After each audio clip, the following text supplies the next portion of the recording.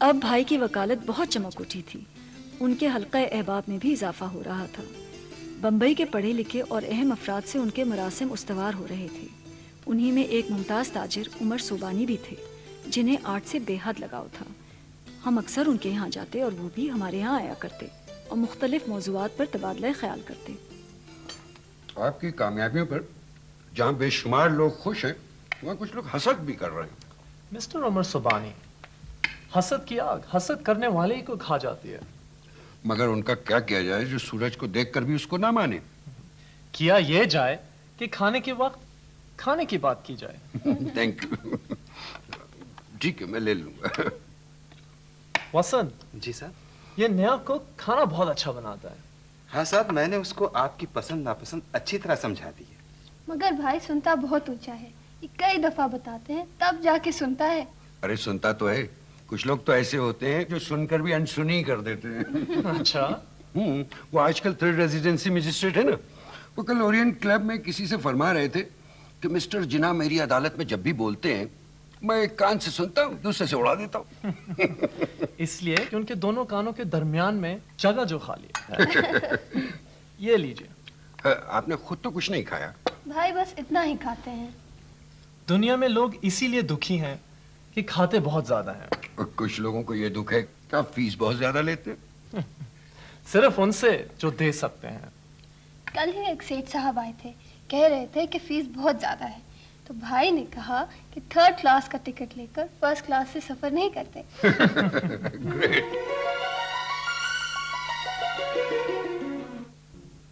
Viceroy lord Curzon نے بنگال میں مسلمانوں کی حالت زار دیکھ کر اس صوبے کو 2 حصوں میں تقسیم کر دیا. اس طرح مشرقی بنگال میں جہاں مسلمانوں کی اکثریت تھی ہندوؤں کی بالادستی ختم ہونے لگی. مگر اس پر ہندوؤں نے بہت غم و غصے کا اظہار کیا اور ایک تحریک تقسیم بنگال کے خلاف شروع کر دی. برطانوی حکومت نے اس رد عمل کو روکنے کے لیے لارڈ کرزن کو ہٹا کر لارڈ منٹو کو وائسرائے بنا دیا. بھائی وکالت کے ساتھ ساتھ تقسیم بنگال سے لے کر وقت علل اولاد کے اہم سیاسی مسئلوں پر بھی گہری نظر رکھتے تھے. ان کے دوستوں کی بڑی تعداد سیاسی رہنماؤں کی تھی مگر وہ خود اس وقت عملی سیاست سے دور تھے. مگر اب انہوں نے سیاست کے میدان میں قدم رکھنے کا فیصلہ کیا. بمبئی کارپوریشن کے مشیر کے عہدے سے استعفیٰ دے دیا اور اس وقت کی واحد سیاسی جماعت کانگریس جس میں ان کے تمام دوست سیاسی رہنما شامل تھے کہ کلکتے کے اجلاس میں باقاعدہ شرکت کی اور پہلی بار سیاسی اور عوامی تقریر کی.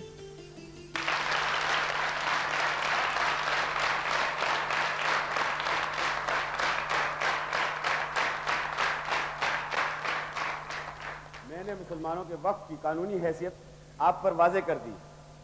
یہ مسلمانوں کا متفقہ موقف ہے. مجھے امید ہے انڈین نیشنل کانگریس نہ صرف اسے اپنی قراردادوں میں شامل کرے گی بلکہ اسے حکومت سے منظوری کے لیے بھی کوشش کرے گی.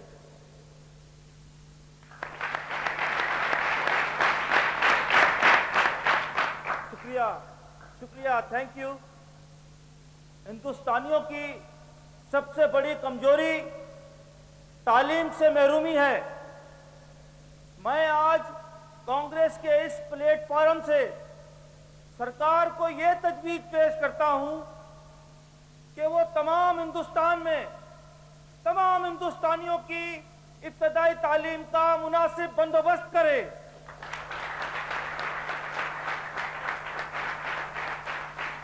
اور اب میں ایک ایسے انٹیلیجنٹ نوجوان کو آپ لوگوں کے سامنے تقریر کے لیے بلاؤں گا جس نے وکالت میں بڑی کامیابی حاصل کی ہے اور سماج کے کام میں اتنے اچھے کام کیے ہیں کہ عام لوگوں میں دن بدن اس کی شہرت ہو رہی ہے. وہ پہلے بمبئی کارپوریشن کے مشیر تھے. اب انہوں نے پولیٹیکل فیلڈ میں آنے کا فیصلہ کر لیا ہے. کارپوریشن سے استعفیٰ دے دیا ہے.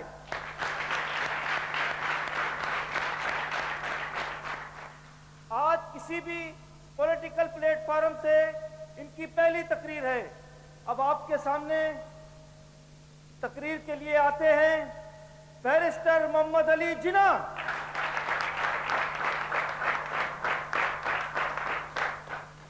Thank you mister Gokhale. میں نے سیاست میں آنے کا فیصلہ عوام کی خدمت کے لیے اپنا فرض سمجھ کر کیا ہے. مجھے بہت خوشی ہے کہ آج 2 بہت امپورٹنٹ ریزولوشنز پیش کیے گئے. میں سب سے پہلے مسٹر گوکھلے کی بیسک ایجوکیشن کی ریزولوشن کو فلی سپورٹ کرتا ہوں.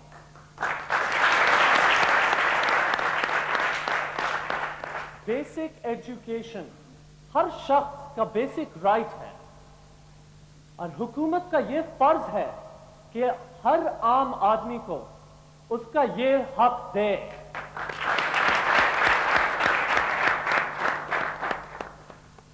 میں مسلم وقت پر یہ کہنا چاہتا ہوں کہ اس مسئلے پر انڈین مسلم ایک عرصے سے بے چین ہیں.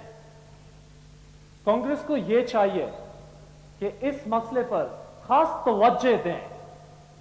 اگر انڈیا کے عوام کی ایک بڑی تعداد کسی مسئلے پر پریشان ہو تو اسے سالو کرنا بہت ضروری ہے. فائنلی میں یہ کہنا چاہتا ہوں کہ محمدن کمیونٹی کو ہندو کمیونٹی جیسا ٹریٹ کیا جائے, کیونکہ Indian national Congress was formed on the basis کہ ہم سب برابر ہیں.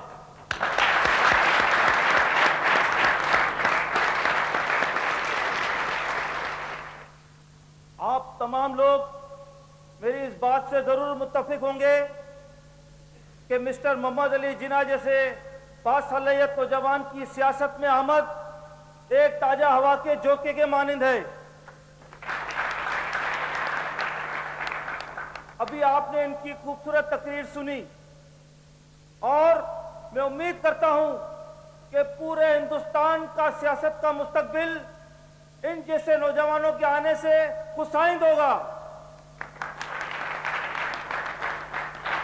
اور اب میں صدر جلسہ grand old man of India جناب دادا بھائی نورجی صاحب سے کہوں گا کہ وہ آ کے خطاب کریں.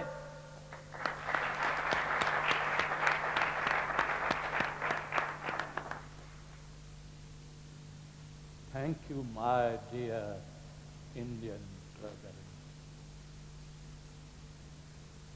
آج کا جلسہ اس لحاظ سے نہایت اہم ہے کہ اس جلسے میں 2 اہم تجاویز پیش کی گئیں.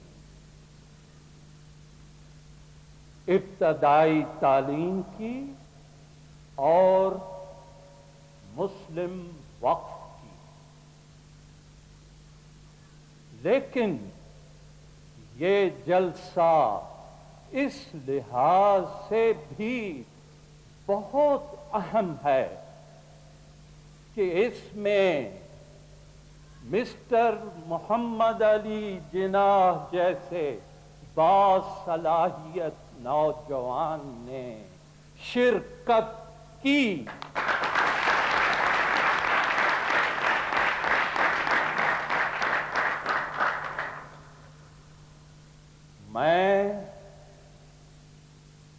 میں انہیں ایک عرصے سے جانتا ہوں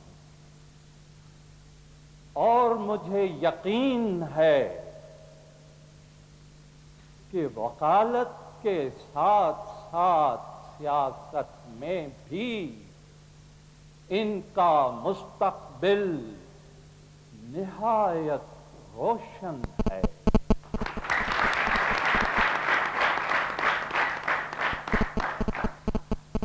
میں سیاست میں مسٹر محمد علی جناح کی آمد کا خیر مقدم کرتا ہوں.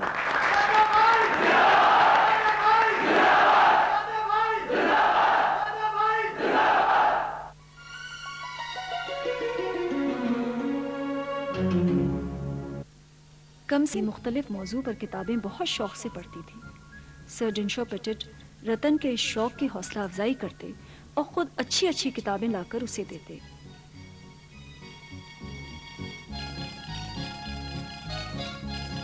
سر ڈنشو پیٹٹ خود عملی سیاست میں نہیں تھے، مگر انہیں اور ان کی بہن ہما پیٹٹ کو سیاست سے گہری دلچسپی تھی. ان کے واقف کاروں میں कई अहम सियासतदान शामिल थे, जिसमें भाई के अलावा सर फिरोज शाह मेहता और सरोजनी नायडू से उनके करीबी मरासिम थे, और वो लोग अक्सर उनके घर भी आया करते थे।